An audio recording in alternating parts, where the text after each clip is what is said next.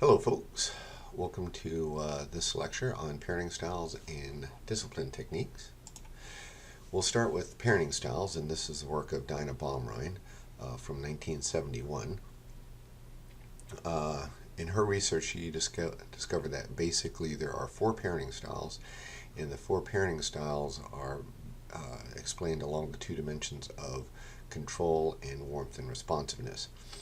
When we say control, we're talking about essentially discipline, firmness, their use of power.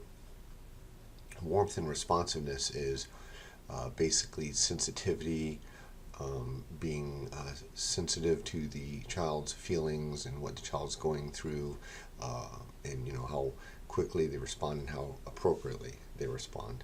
So essentially, control is discipline and behavior. Warmth is, and responsiveness is relationship and sensitivity. Okay, so these are the four parenting styles: authoritarian, authoritative, indulgent, permissive, and indifferent, uninvolved. Okay, so authoritarian parenting. What's your best guess? High or low control, high or low warmth and responsiveness? And the answer is high control and low warmth. So these authoritarian parents have high control. They're very much into the discipline, low warmth and responsiveness. They aren't very sensitive. This parenting style focuses on control, as these parents lay down the law and expect their children to follow them without discussion.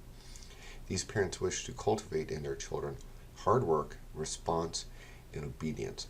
Keep that part in mind. That's going to come in very important later, that these parents wish to cultivate in their children the values of hard work, respect, and obedience.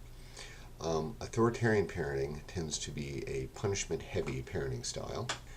Children with authoritarian parents typically have lower grades in school, lower self-esteem, and less social skills. Let's stop and think about this for a moment, because it makes perfectly good sense. Authoritarian parents, their children may have lower grades in school. One of the reasons is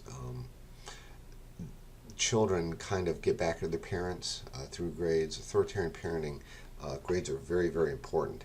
And it's not, since the child's not important because there's low warmth and responsiveness, the children tend to resent the grades and the pressure that they're getting in school. So it becomes counterproductive as they let their grades slip.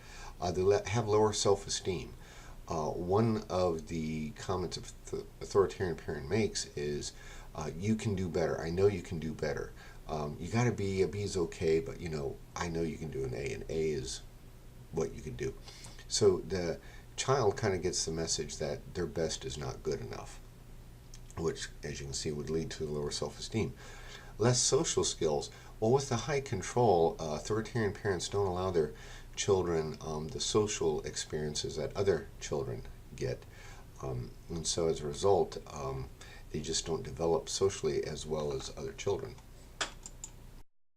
Okay, what would authoritarian parents do over a bad report card? Well, they would punish without listening to the child's explanation. Remember, that is what authoritarian parents do. They, for instance, they care very much about grades. And so when something happens, they just focus on the behavior. They don't focus on what's going on with the child because they have low warmth and responsiveness. So they're not even going to listen to what the child might have to say. But this is the important part. You have to be careful with authoritarian parenting. The way it's described, you picture them as like little Hitlers, but they're not that way. Remember, I said that they're very focused on developing a good work ethic and listening and being obedient and respecting authority. Authoritarian parents want what's best for their children, and in their view, having a good, strong work ethic, having good grades, practicing hard, that's what is success in life. And so they're so focused on their children doing well and having success that they sacrifice the relationship. And so therefore, they are very loving. they love their children. In fact, they often get very frustrated because they don't understand what's going on. They're doing all this for the kid, and the kid seems to resent them. It's very, very common. Um, but the reason why the resentment is there is because the child actually is feeling neglected. They're feeling that, my grades are more important than me. Me being the star football player or trying to be the star football player is more important than what's going on in my life. So that's why they become resentful. But these parents aren't little Hitlers. They appear to be very, very loving, and they are very loving. They're just kind of misguided by focusing too much on the success that they want for their children instead of the relationship. Okay, so let's move on to authoritative parenting. What's your best guess? High or low control, high or low warmth and responsiveness? And the answer is fair control, high warmth and responsiveness. That fair control is a little confusing. It actually should be high control, but when you say high control, it kind of gives the impression of like the authoritarian parent that they're way up there with control. They're over focused on discipline. The authoritarian parent has high control, but it's fair control because it's mediated or balanced with the high warmth and responsiveness. So an authoritarian parent has, control discipline is very important to them. But the difference is, and this is what makes it fair, is that they listen to the child. They take the whole picture into account. They want their child to be as successful as authoritarian parents do. However, once again, the big difference is the high warmth and responsiveness. Okay, so authoritative parenting, they use a fair amount of control as they put high demands on their children. Yet the parents balance this with being child-centered and respectful of their children's thoughts, feelings, participation in decision-making. So once again, these parents also put high demands on their children, but balance it by being, as it says here, child-centered. Authoritative parents will set clear standards for their children, monitor the limits that they set, and allow the children to develop autonomy. So in other words, authoritative parents, this part's important, they set clear standards. It's not fuzzy, but it's quite clear. And then they monitor the standards that they set. They keep paying attention to the child and making sure they're staying within their boundaries. Why? Because once again, they have high warmth and responsiveness. Punishments for misbehavior are measured and consistent, not arbitrary and harsh. So because of its fair control, authoritative parents, they tend not to overreact very much. They'll get angry and frustrated, but yet they will keep their calm. They don't deal out harsh punishments and they later feel guilty about it. The punishments are probably already set in place. If you do this, this will happen. And so usually they're already measured out and predicted. So, children with authoritative parents tend to have higher grades, be more responsible, be more self-reliant, be friendly. And this is simply because this is the best combination of fair control, high warmth, and responsiveness. So the child knows that grades are important, but also that they too are important. This leads them to be more responsible, more self-reliant. They're friendlier because they also have a fair amount of social interaction. I just think it's ironic that this is what the authoritarian parents wish for their children as well. However, the authoritarian parents are going about it the wrong way. Okay, so what would an authoritative parent do over a bad report card? They would still give punishments, but would take into consideration the child's side of the story. So in other words, they still will punish if it's a bad report card, but the difference is that they're going to listen to the child's story and maybe or maybe not adjust the consequences. Just because they listen to the child's story doesn't mean that they're going to always believe the child and always adapt the consequences. Sometimes, they're going to listen to the story and say, well, I can understand your point of view, but that point of view is not really cutting it, and the consequences, going to stay the same. Okay, then we have indulgent permissive parenting. This one should be pretty easy. What's your guess? High or low control and high or low warmth and responsiveness? And the answer is low control, high warmth and responsiveness. So these parents focus so much on the warmth and responsiveness, essentially the relationship that they have for the child, that they don't set limits for their children. As a result of this, the decision making is left almost totally up to the child. So indulgent permissive parents, we really do a flip-flop here. They put so much focus on the relationship. They want what I call the warm and fuzzies from their children so much that they sacrifice control. Because when you think about it, I can't discipline my child and expect to get warm and fuzzies. So therefore, since I am so dependent on the warm and fuzzies, I sacrifice the discipline, control. Permissive parents also tend to give their children whatever they want and hope that they are appreciated for their accommodating style. You're going to see a good example of that in the clip coming up. The mother does a lot because she wants to be appreciated by her daughter. She wants those warm fuzzies. Some permissive parents give their child what they want to be accommodating, but other types of permissive parents compensate for what they've missed as a child, and as a result, probably give them too much freedom or materials they lacked during their childhood. So sometimes a permissive parenting isn't so much that I'm so dependent on the warm fuzzies, but it's more that they remember what it was like when they were a kid and how they had nothing, and so the parent being high in warmth and responsiveness, since they had nothing, they want to give their child everything, and so that's quite common also. Okay, so children with indulgent permissive parents have lower grades, are often impulsive, and easily frustrated.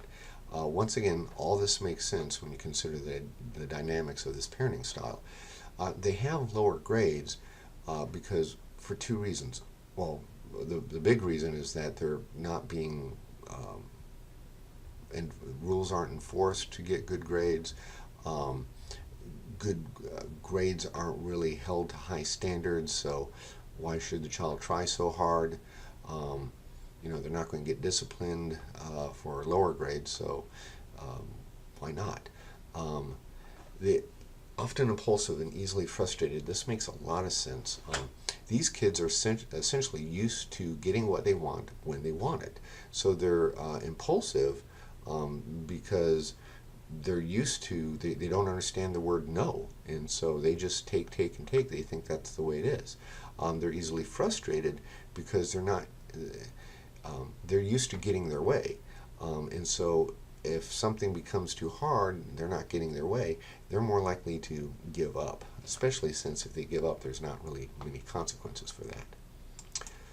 Okay, so in this parenting style clip that you're about to see, notice the mother's low control. She will tolerate her daughter's rude comments.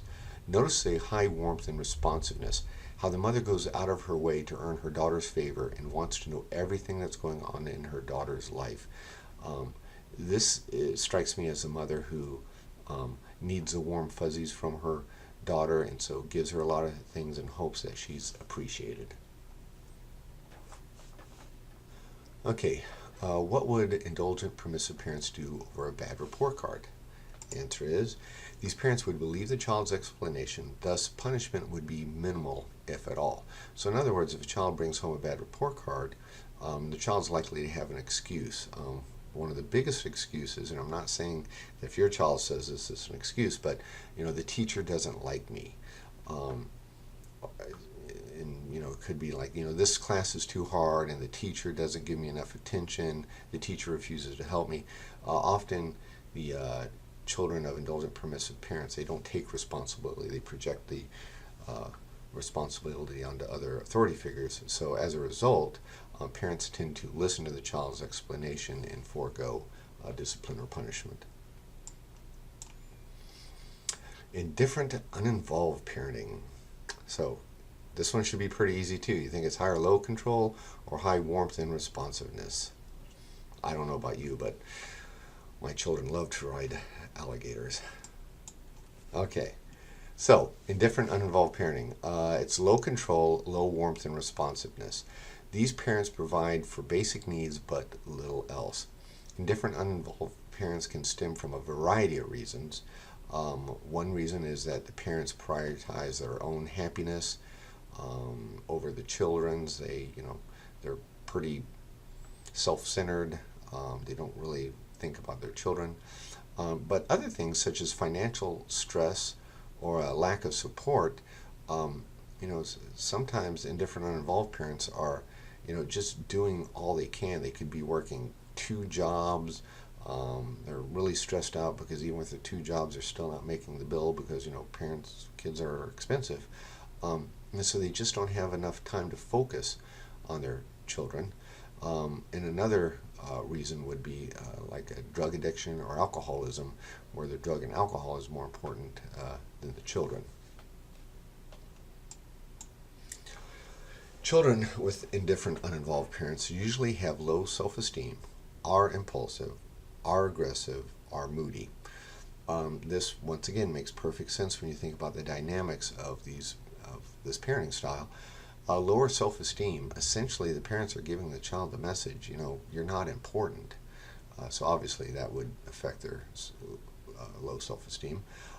They're often impulsive because, just like we saw with the permissive type parenting, if there's no consequences, I'm used to getting what I want when I want it, so why not? They're aggressive. So here you see a little bit of a difference. When these children say no, they don't know how to handle no, and they, rather than get aggressive, rather than get frustrated, they tend to get aggressive. And that's probably a result of, since they have no relations, they don't have a good relationship with their children or with their parents, these children can be aggressive and there's really no consequences to it. It's not like their parents are going to be disappointed with them if they get aggressive. Moody, the low self-esteem and aggressiveness is going to lead to moodiness as well. So those dynamics make a lot of sense. Okay, now in this parenting clip, notice the parents' low control. They won't even get a book for their daughter. And at the very end, you're going to hear them say that she will have to do everything herself. In this clip, you're going to see also self-prioritizing. In other words, these parents are just so into themselves and into their own satisfaction that they just don't give enough care or sensitivity or anything to their daughter. Notice the low warmth and responsiveness. The parents, this is also a good clip where the parents will just meet the child's basic needs, such as letting her warm up her own soup, and little else. In the beginning, they'll note the clip, they will say that they barely notice they even have a daughter. So what would indifferent, uninvolved parents do over a bad report card? These parents would be basically unaware that report cards were even out. They're indifferent, uninvolved, so they're not going to track report cards. So now that I'm at the end of these examples with report cards, just to kind of put things into perspective, when I'm working with a family, one thing I might ask the family, in fact I do ask the family, so when's report cards coming out? If it's indifferent, uninvolved parents, they won't know when report cards are coming out. When they're permissive parents, they'll have an idea, but you can tell that it's not a big deal to them. I think in a few weeks. Authoritarian parents, they will know exactly when the report cards are coming out, and a lot of times they'll even have some type of a mechanism. They're supposed to set it on my desk as soon as they get home. Authoritative parents, when I ask them that question, they have a pretty good idea. Not the exact day, but they're aware that when the report card will be due. So just a little insight there. Okay, so let's talk about some commonalities of parenting styles. It is common for parents to have different parenting styles. So it's not uncommon for dad to have one parenting style and a mother to have another parenting style. It's so common that, for example, we know which parent to go to for different situations. Go to mom to ask for money, but maybe go to dad if I want to stay out a little bit later. So that's not uncommon. to have two different parenting styles. It is common for parents to use different parenting styles in different situations. Like, for instance, I'm an authoritative parent, yet when I watch a Gator game, I become the undifferentiated, uninvolved parent. It's like, what? I'm watching a game. Are you bleeding? Is the bleeding getting on anything? Okay, you'll be fine. That's my example of indifferent, uninvolved in watching a Gator game. A mother may be authoritarian over dating, but indulgent, permissive over grades. So it's not uncommon for parents to have different parenting styles in different situations. In this, I'd like to point out the balance. You see, what tends to happen is that as long as there's a balance, so say that the mother is authoritarian over dating, well, maybe the dad is a little bit more permissive over dating, and so they have two different parenting styles, but together they kind of balance out. And as long as they talk and don't let the child, what we call mom and pop, too often, as long as the parents communicate and work it out, okay, I'll say okay that she can go out with this guy, but she has to be in early. Okay, that makes sense. So as long as parents are talking, everything balances out, and that's pretty much how it really actually happens. It's common also to have different parenting styles between siblings. So for my oldest boy, I might be more authoritative. With my younger girl, I might have to be more authoritarian. It's important that parents adapt their parenting style to meet the needs of the child's personality. So when siblings have different personalities, this is going to require different parenting styles. So good parenting matches the parenting style to the child's personality. However, keep in mind, there's still going to be some variations in that. So, with my son, I might, because of his history, I might be more authoritarian with his grades.